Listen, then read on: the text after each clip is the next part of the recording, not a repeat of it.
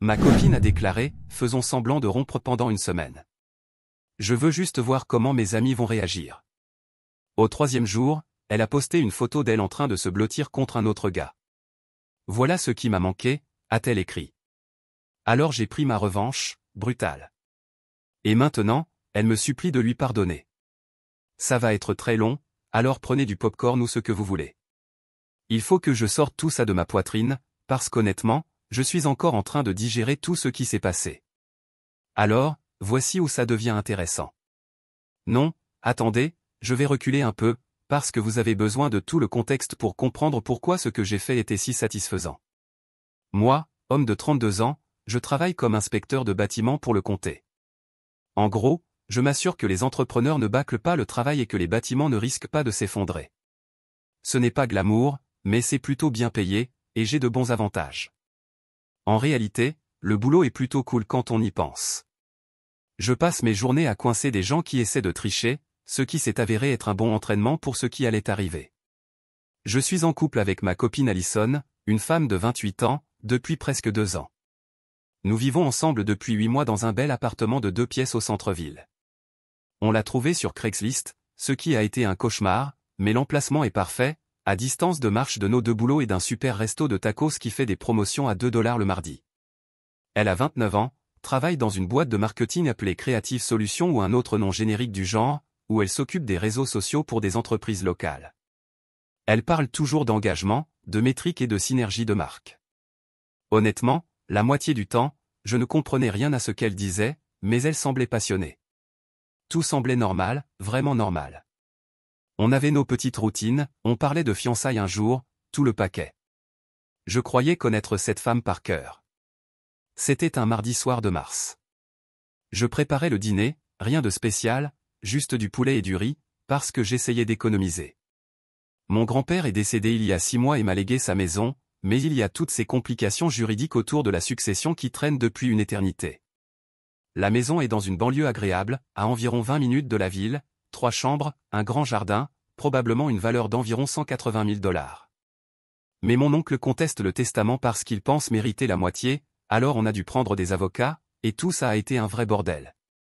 Bref, j'ai fait attention à mes dépenses parce que je savais que j'aurais peut-être besoin d'argent pour les avocats ou autres. Toute cette histoire d'héritage me stressait énormément. Mon grand-père et moi étions proches. Il m'avait appris à réparer des voitures, m'emmenait à la pêche chaque été, ce genre de choses. Donc recevoir sa maison avait une valeur sentimentale, une manière de rester connecté à lui. Mais gérer les conneries de mon oncle était épuisant. Ce type n'avait jamais rendu visite à mon grand-père de son vivant, mais soudain il voulait sa part équitable après sa mort. Allison rentre du travail, et tout de suite, je sens que quelque chose cloche. D'habitude, elle est bavarde, me raconte sa journée, se plaint de ses collègues, mais là, elle s'assoit au comptoir de la cuisine, l'air sérieuse et nerveuse. Tout va bien, je demande en remuant encore le riz.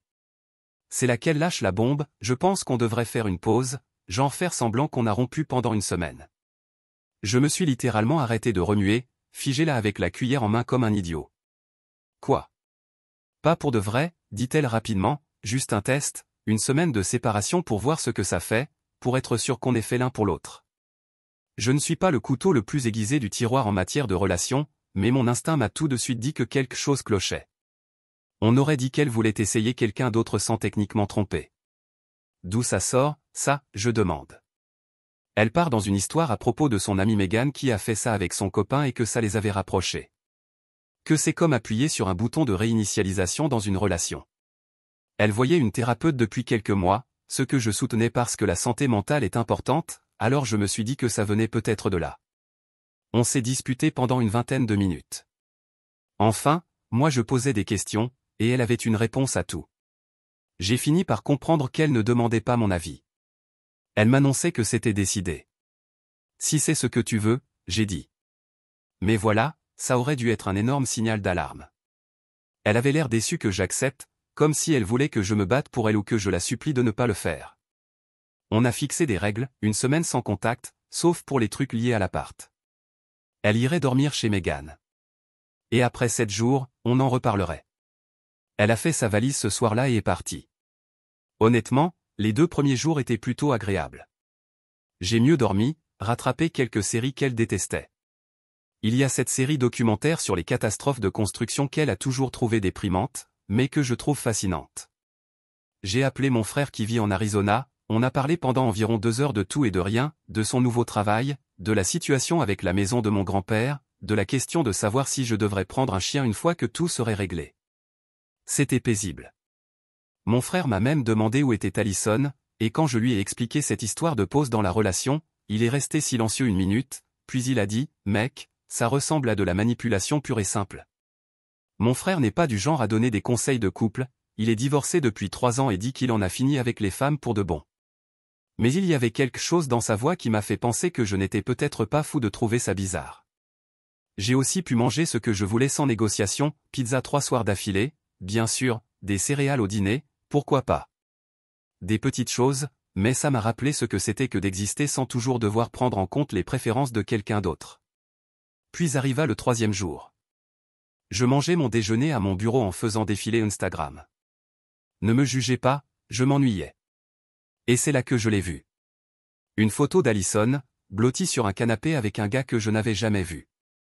Son bras autour d'elle, sa tête posée sur son épaule, tous les deux avaient l'air heureux et complices. La légende disait, parfois, la vie te donne exactement ce dont tu as besoin. J'ai fixé cette photo pendant bien 5 minutes. Ce n'était pas l'appartement de Meghan, j'y étais déjà allé. L'horodatage montrait qu'elle avait été postée ce matin-là. C'est là que j'ai compris que ce n'était pas un test de relation ou un exercice thérapeutique. C'était sa manière de passer à un autre gars sans techniquement me tromper d'abord. Mais là où la plupart des mecs se seraient juste mis en colère et auraient fait une connerie, pas moi. Mon boulot m'a appris à être méthodique, à tout documenter, à penser 3 coups à l'avance. Quand on gère des entrepreneurs qui essaient de faire passer des travaux bâclés, on apprend à être stratégique. Alors, au lieu de l'appeler en hurlant ou de poster des commentaires furieux, j'ai passé 3 coups de fil très réfléchis. Premier appel, Ted, notre propriétaire. Super gentil, il loue des biens depuis environ 30 ans, conduit une vieille Honda Civic probablement plus âgée que moi, mais qui tourne comme une horloge parce qu'il l'entretient religieusement. On avait appris à bien se connaître en 8 mois, il réparait toujours rapidement les trucs et ne nous embêtait jamais pour des petites infractions au bail. Je lui ai demandé, hypothétiquement, ce qui se passerait si l'un de nous voulait partir plus tôt. Il m'a dit, étant donné que vos 2 noms sont sur le bail, je ne peux pas libérer une seule personne de ses obligations, mais si les 2 parties sont d'accord, on peut le modifier, ou si une personne veut reprendre le bail à son nom seul et qu'elle peut se qualifier financièrement, c'est aussi possible. Il est entré dans les détails, je devrais prouver que je pouvais assumer le loyer seul, payer quelques frais administratifs et peut-être un dépôt supplémentaire. Mais comme je payais déjà environ 70% du loyer, Allison disait que ses prêts étudiants la tuaient, ça n'allait pas poser de problème. Vous avez des soucis tous les deux, a demandé Ted, et j'ai senti une réelle inquiétude dans sa voix. Il nous avait toujours appréciés comme locataires. Peut-être, ai-je dit, je veux juste connaître mes options. Je remplissais clairement les conditions, emploi stable, bon crédit. C'était une information utile. 2e appel, mon pote Chris, avocat. On a fait la fac ensemble, et il m'a déjà aidé pour des affaires juridiques. Je lui ai expliqué la situation et lui ai demandé quels étaient mes droits. Ne fais pas de conneries, m'a-t-il dit. Documente tout. Prends des photos, garde toutes les communications. Si elle prévoit de t'arnaquer d'une manière ou d'une autre, il te faut des preuves. Conseil avisé. 3e appel, mon ami Ryan, qui a une chambre libre. Je lui ai demandé si je pouvais squatter chez lui quelques jours pendant que je démêlais tout ça. Il a dit oui tout de suite, sans poser de questions. Les bons amis valent leur pesant d'or. Après le travail, je suis rentré chez moi et j'ai soigneusement emballé quelques affaires d'Allison, vêtements, articles de toilette, objets personnels. J'ai été respectueux. J'ai tout plié proprement, laissé les sacs près de la porte, et je lui ai envoyé un seul message, j'ai vu ton Instagram. J'ai emballé quelques-unes de tes affaires. C'est près de la porte. Je vais loger ailleurs. C'est fini. Puis j'ai mis son numéro en sourdine et suis allé chez Ryan. Mais c'est là que ça devient intéressant. Au fil des jours suivants, j'ai commencé à reconstituer certaines choses qui n'avaient pas de sens auparavant. Tu te souviens que j'ai parlé de la succession de mon grand-père? Eh bien, environ un mois avant qu'Allison ne propose cette pause, elle avait commencé à poser beaucoup de questions sur l'héritage, combien valait la maison, quand le dossier juridique serait réglé, si j'allais la vendre ou la garder. À l'époque, je pensais qu'elle était juste attentionnée et intéressée par notre avenir commun. Elle avait même proposé qu'on passe voir la maison un week-end, ce qui m'avait semblé mignon sur le moment. On a passé environ 1 heure à se promener sur la propriété pendant qu'elle me posait des questions sur le quartier, les impôts fonciers, les rénovations potentielles. Elle avait pris plein de photos, pour garder des souvenirs, pensais-je, ce que je trouvais attentionné. Maintenant, je me demande si elle ne faisait pas une sorte d'évaluation informelle. Maintenant, je pense qu'elle calculait quelque chose de tout à fait différent. Elle travaillait aussi tard le soir ces derniers temps, soi-disant à cause d'un gros projet au boulot, disait-elle toujours, mais ses chèques de paie n'étaient pas plus élevés, et elle était devenue étrange à propos de son téléphone.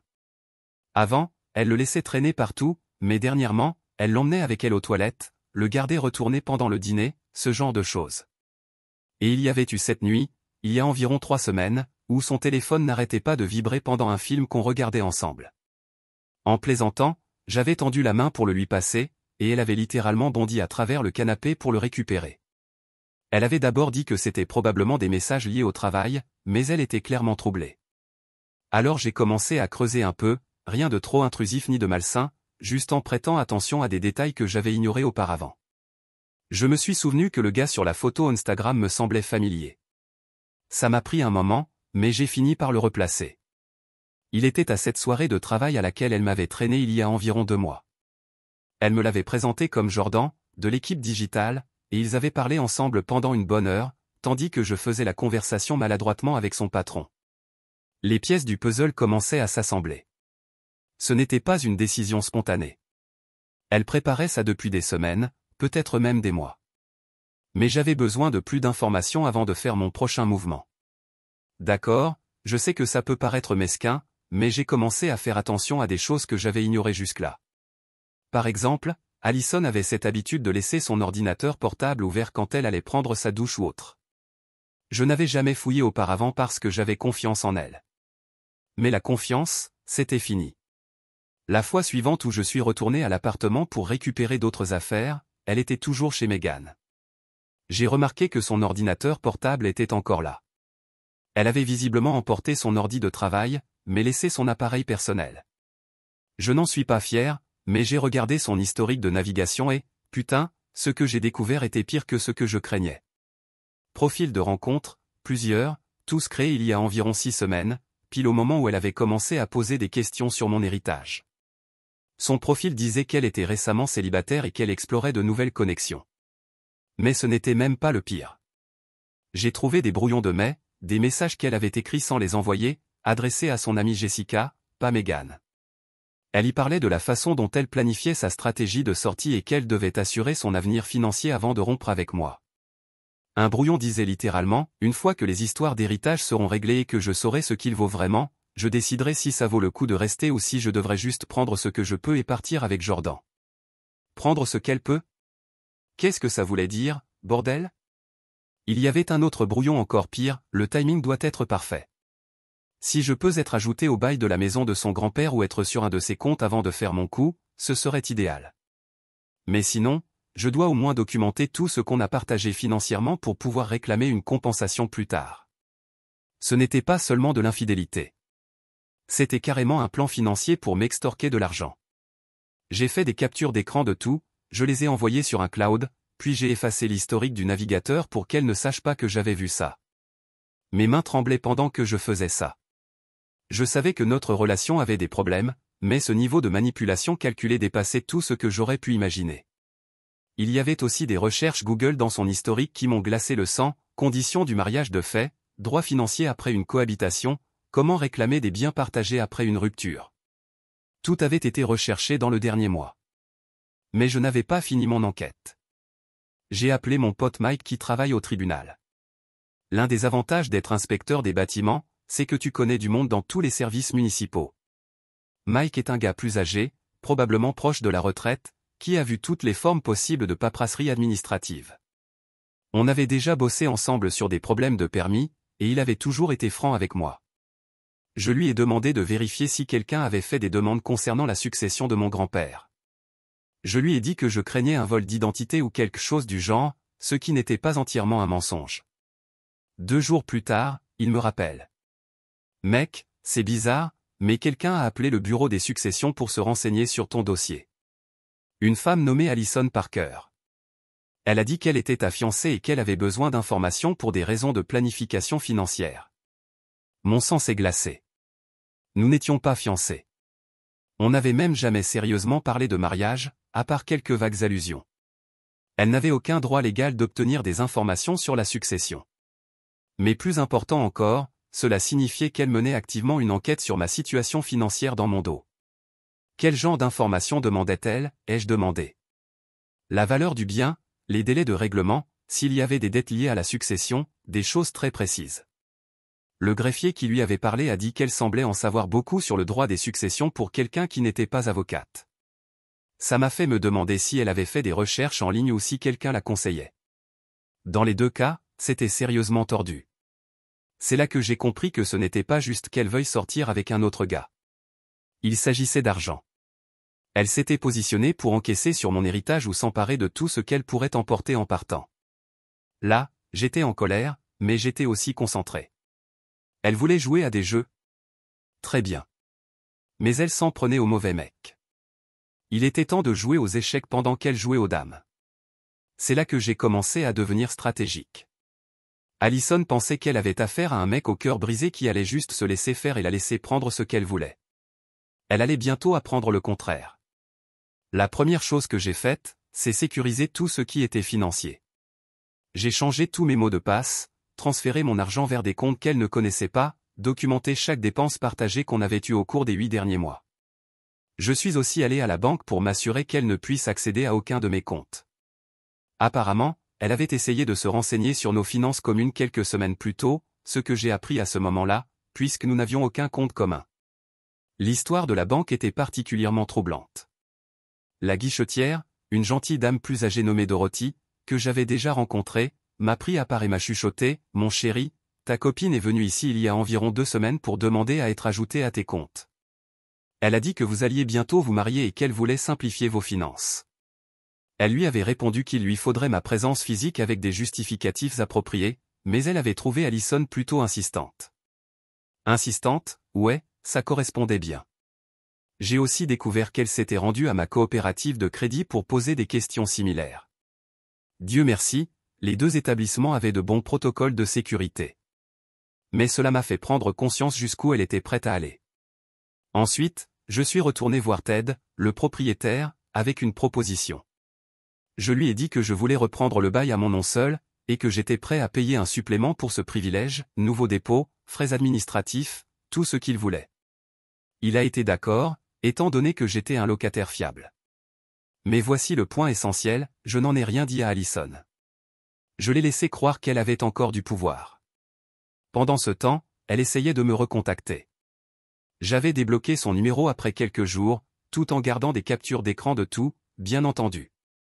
Ces messages étaient dans tous les sens, certains pleins de colère, d'autres implorants, certains encore cherchant à me rendre jaloux en parlant de combien elle se sentait libre. Mais celui qui a vraiment révélé son jeu, c'est celui où elle a écrit « Il faut qu'on parle des choses pratiques, le bail, les factures, mes affaires. Je sais que tu es blessé, mais on peut gérer ça comme des adultes. » Comme des adultes, vraiment? Les adultes ne font pas des recherches en secret sur l'héritage de leur partenaire tout en planifiant de le tromper. J'ai accepté de la rencontrer pour un café dans un endroit du centre-ville. Endroit public, beaucoup de témoins, difficile pour elle de faire une scène. Elle est arrivée bien apprêtée, comme si elle avait passé plus de temps que d'habitude sur son maquillage et sa tenue. Elle pensait sans doute pouvoir me manipuler avec son attitude du genre « Regarde ce que tu es en train de perdre. » « Je suis contente que tu aies accepté de me voir, » dit-elle en s'asseyant en face de moi. « Je sais que cette semaine a été difficile, mais je pense qu'on peut surmonter ça. » Je l'ai simplement regardée. Surmonter quoi exactement? Cette pause était censée nous aider à grandir individuellement pour être meilleurs ensemble. Je sais que voir cette photo t'a perturbé, mais Jordan est juste un ami. Ce n'était pas ce que tu crois. Le niveau de manipulation mentale était hallucinant. Elle était là, en train d'essayer de me convaincre que ce que j'avais vu de mes propres yeux n'était pas réel. En réalité, ai-je dit, je pense que cette pause était exactement ce dont j'avais besoin. Elle m'a permis de voir certaines choses clairement. Elle s'est redressée, pensant sans doute qu'elle avait gagné. Je suis tellement contente que tu ressentes ça. On va pouvoir aller de l'avant. Oh, on va aller de l'avant, c'est certain. Mais pas ensemble. Son visage a changé. Qu'est-ce que tu veux dire? J'ai repris le bail. Tes affaires doivent être sorties d'ici vendredi. C'est fini. Là, elle a paniqué. Tu ne peux pas juste me mettre dehors. J'ai des droits. En réalité, non. Je ne peux pas te mettre dehors.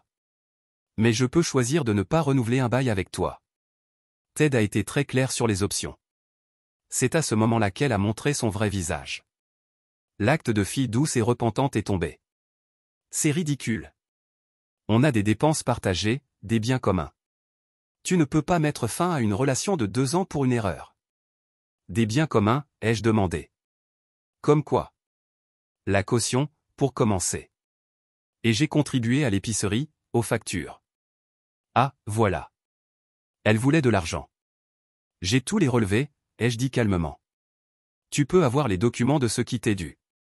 Spoiler, ce n'est pas grand-chose. Elle a alors commencé à pleurer, de grosses larmes dramatiques. Je ne peux pas croire que tu sois aussi froid. Je croyais que tu m'aimais. Je t'ai aimé. Temps passé. Mais je n'aime pas être manipulé et qu'on me mente. Je ne t'ai jamais menti. C'était trop beau. J'ai sorti mon téléphone et lui ai montré une des captures d'écran de ses profils de rencontres créés il y a 6 semaines. Tu dis que tu es récemment célibataire. Tu veux expliquer ça? Le sang a quitté son visage. Elle a ouvert la bouche, mais aucun son n'est sorti. Il y en a d'autres, ai-je dit. Mais je pense que tu comprends le tableau. Tu as jusqu'à vendredi pour récupérer tes affaires. Après ça, tout ce qui reste sera donné. Je me suis levé pour partir, mais elle m'a attrapé le bras. Attends, on ne peut pas au moins en parler raisonnablement? Je sais que j'ai merdé, mais on peut arranger ça. Et puis, il y a aussi l'histoire de, enfin, ton héritage. Et voilà. La véritable raison pour laquelle elle voulait arranger les choses. Mon héritage n'a rien à voir avec toi, ai-je dit. Ça n'a jamais été le cas et ça ne le sera jamais. Je l'ai laissée assise là, dans ce café, probablement en train de calculer combien d'argent elle venait de perdre. Mais je n'en avais pas encore fini avec elle. Pas du tout. Allison a déménagé avant vendredi, mais pas sans essayer toutes les techniques de manipulation du manuel. Elle m'a d'abord appelé en pleurant, a demandé à Megan de m'appeler pour me raisonner, a même essayé d'impliquer sa mère. Sa mère s'est d'ailleurs excusée auprès de moi, ce qui était gênant. Mais le vrai divertissement a commencé lorsqu'elle a tenté de sauver sa réputation. Tu vois, la rumeur circulait dans notre cercle social que nous nous étions séparés, et elle avait besoin de contrôler le récit. Elle a commencé à poster des mises à jour vagues sur les réseaux sociaux, parlant de trahison et de découverte de la vraie nature des gens. Beaucoup de citations inspirantes sur les femmes fortes. Et aussi sur les hommes toxiques, des trucs bien subtils. Certains de nos amis communs m'ont contacté pour me demander ce qui s'était passé. Je ne l'ai pas dénigré, je n'ai pas cherché à me faire mieux voir. J'ai simplement dit la vérité, elle a proposé une fausse rupture comme test, je l'ai trouvée avec un autre gars 3 jours plus tard, alors j'en ai fait une vraie rupture. La plupart des gens ont compris, quelques-uns ont pris son parti, peu importe. Mais ensuite, quelque chose de magnifique est arrivé. Tu te souviens de Jordan, le gars sur la photo Instagram? Je suis tombé sur lui dans ce café près de mon boulot, environ une semaine après qu'Allison ait déménagé. Il m'a vu et avait l'air super mal à l'aise. Mais au bout d'1 minute, il est venu vers moi. Et, tu es l'ex d'Allison, c'est ça? J'ai hoché la tête.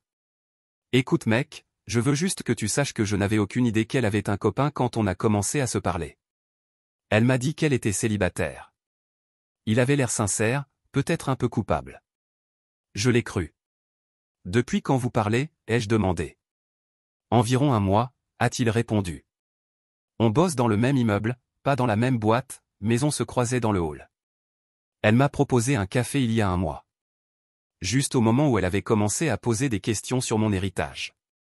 Jordan m'a proposé de me montrer leurs échanges de messages, et honnêtement, j'étais curieux. Les messages remontaient à environ 5 semaines. Rien de trop explicite, mais clairement des conversations romantiques tard dans la nuit, des commentaires pleins de sous-entendus, toute la phase de séduction. Mais le clou, c'est qu'un message mentionnait qu'elle était presque libérée d'une situation compliquée et qu'elle avait hâte de repartir à zéro. J'ai remercié Jordan pour son honnêteté et lui ai souhaité bonne chance. Il avait l'air d'un mec correct qui s'était juste fait piéger dans sa toile. Mais apparemment, Jordan n'était pas le seul à commencer à voir clair dans ses conneries.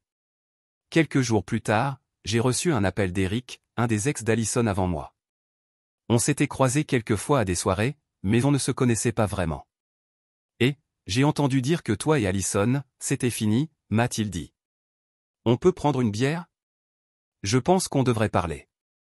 On s'est retrouvés dans un bar sportif, et Eric m'a raconté des choses qui ont tout éclairé. Elle m'a fait exactement la même chose, a-t-il dit. Le faux test de rupture, sauf que lui, elle avait appelé ça une « séparation à l'essai », pour voir s'ils étaient vraiment faits l'un pour l'autre. Apparemment, durant leur relation de 3 ans, elle avait utilisé des tactiques manipulatrices similaires.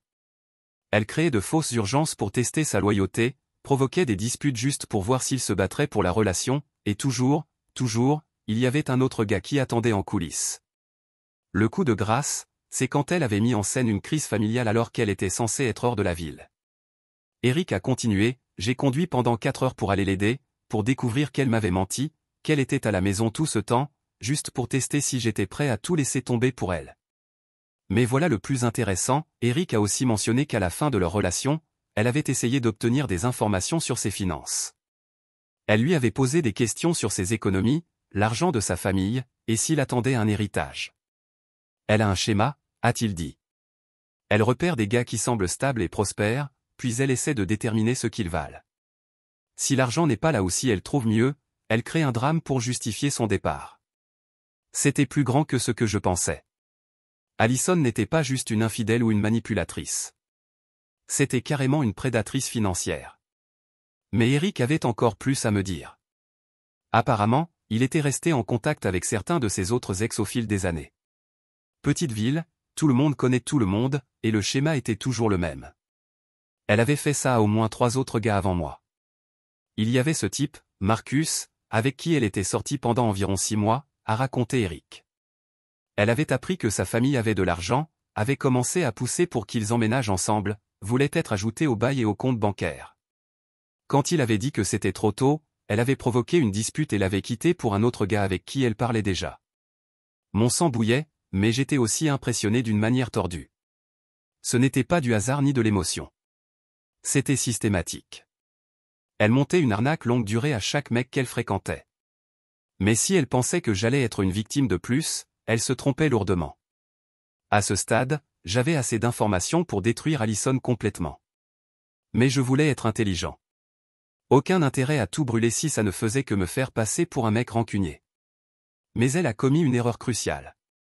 Tu te souviens comment j'ai mentionné qu'elle avait appelé le bureau des successions pour poser des questions sur la maison de mon grand-père? Eh bien, elle n'a pas arrêté après notre rupture. Mike, du tribunal, m'a rappelé, mec, ton ex appelle encore au sujet de ton dossier.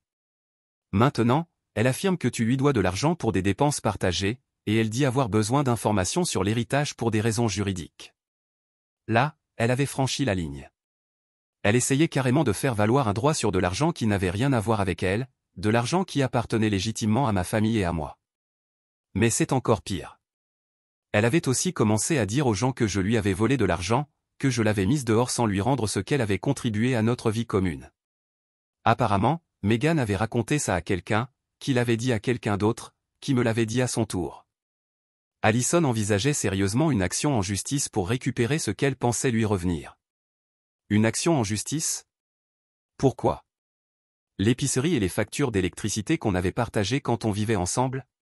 C'est là que j'ai décidé d'arrêter de jouer en défense et de passer à l'attaque. D'abord, j'ai tout compilé, les profils de rencontres, les courriels sur sa stratégie de sortie, les preuves de ses appels au bureau des successions, des captures d'écran de tous ses messages et publications, des témoignages d'Eric et de Jordan à propos de son comportement. Ensuite, j'ai fait quelque chose de probablement mesquin, mais qui m'a semblé absolument nécessaire. J'ai créé une chronologie détaillée de notre relation, en mettant l'accent sur les derniers mois, quand elle a commencé à poser des questions sur l'argent, quand elle a créé les profils de rencontres, quand elle a commencé à travailler tard, quand elle a rencontré Jordan. J'ai partagé cette chronologie avec quelques personnes clés de notre cercle social. Pas tout le monde, juste ceux qui comptaient. Ceux qui avaient posé des questions sur ce qui s'était vraiment passé. La réaction a été immédiate et magnifique.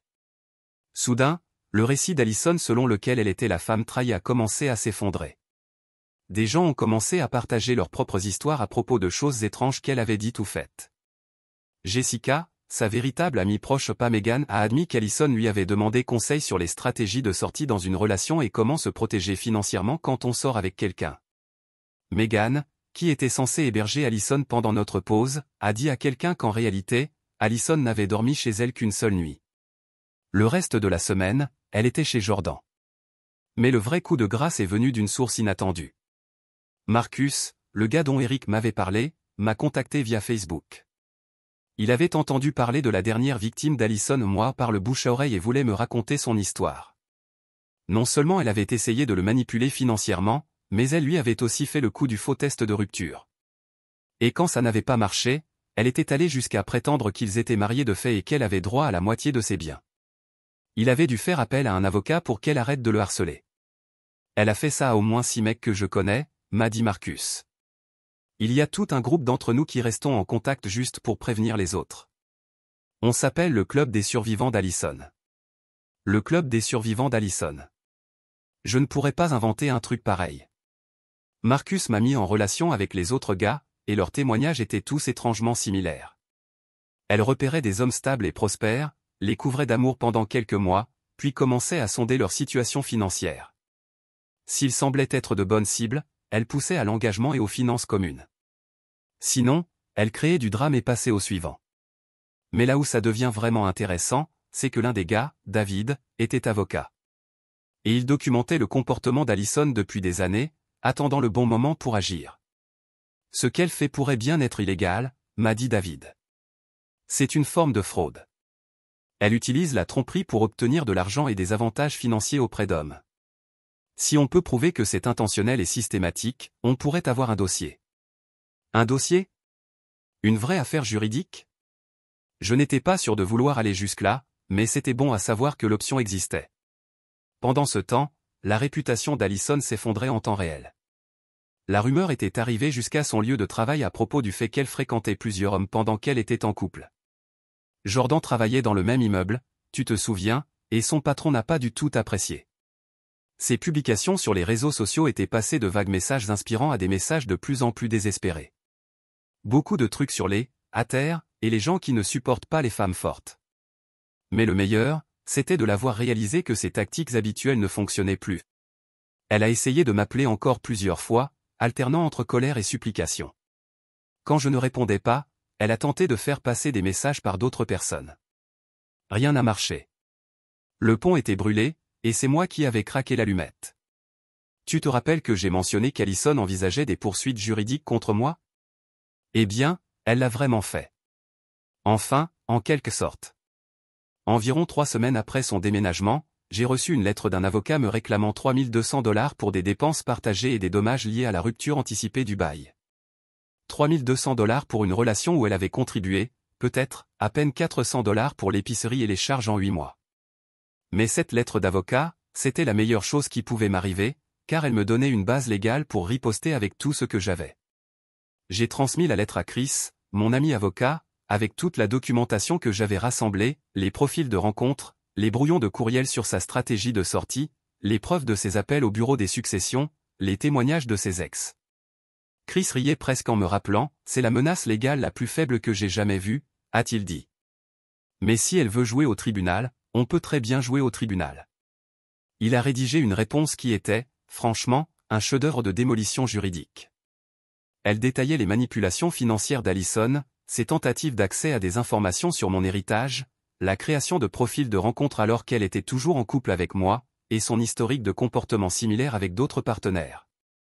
La lettre incluait aussi une contre-menace, si elle continuait à me harceler ou à faire de fausses déclarations sur nos finances partagées, je poursuivrais pour fraude, harcèlement et diffamation.